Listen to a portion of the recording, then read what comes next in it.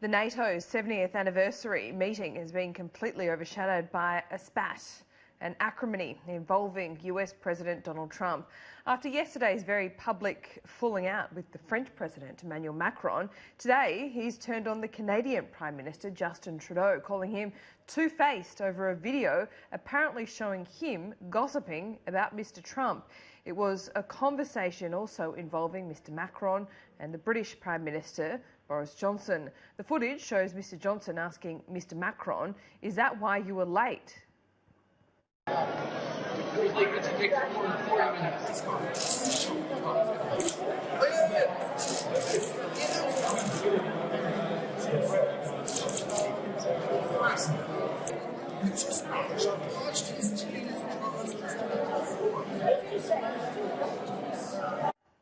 The US President has since called out his Canadian counterpart. Well, he's two-faced. Do you think that Germany's too naive? And honestly, with Trudeau, he's a nice guy. I find him to be a very nice guy. But, you know, the truth is that I called him out on the fact that he's not paying 2%. And I guess he's not very happy about it. I mean, you were there, a couple of you were there, and he's not paying 2%, and he should be paying 2%. It's Canada, they have money, and they should be paying 2%. So I called him out on that, and I'm sure he wasn't happy about it, but that's the way it is. Look, I'm representing the U.S., and he should be paying more than he's paying, and he understands that. Britain's leader, Mr Johnson, has also been asked twice about the video and has denied knowledge of it both times. You've been pictured in this Buckingham Palace reception with Prime Minister Trudeau and others apparently having a joke, maybe at Mr Trump's expense. Do you not take President Trump seriously? No, that's complete nonsense, and I don't know where that's come from.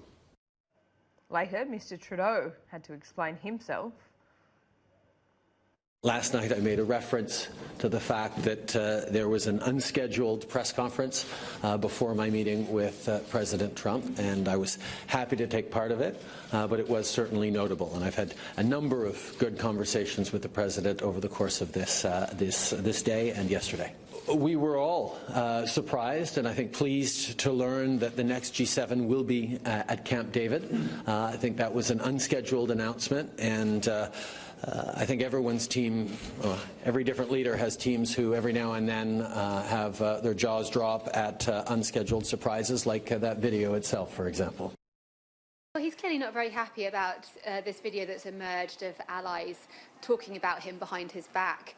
He was supposed to have a press conference at the end of this event, which is frankly the highlight for all us journalists, because it's usually the most interesting part of the whole summit. But that was cancelled, maybe because he said on Twitter that he felt that he'd spoken enough to the media, but he's never in the past shown any shyness about wanting to speak to cameras, and instead he set off back to the airport and back to DC.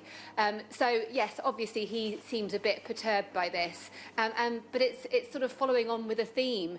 Yesterday he had this quite extraordinary clash with the French President Emmanuel Macron, saying that he was quite nasty in the way that he'd been talking about NATO, and that's pretty ironic given that last year at the NATO summit in Brussels back in July 2018 he was the one that was laying into the alliance. And yes, there is acrimony, yes, there are divisions. However, this 70th anniversary meeting, it's not a summit, it's a leaders' meeting, has actually produced results at the end of the day. It has all been rather overshadowed by all the drama and the theatrics, but they have, all 29 leaders have signed up to a pledge, to a declaration which sees them once again reiterate their commitment to Russia being a threat, to terrorism being a threat. For the first time, they cite China in a joint declaration. They haven't done that before, and that is a nod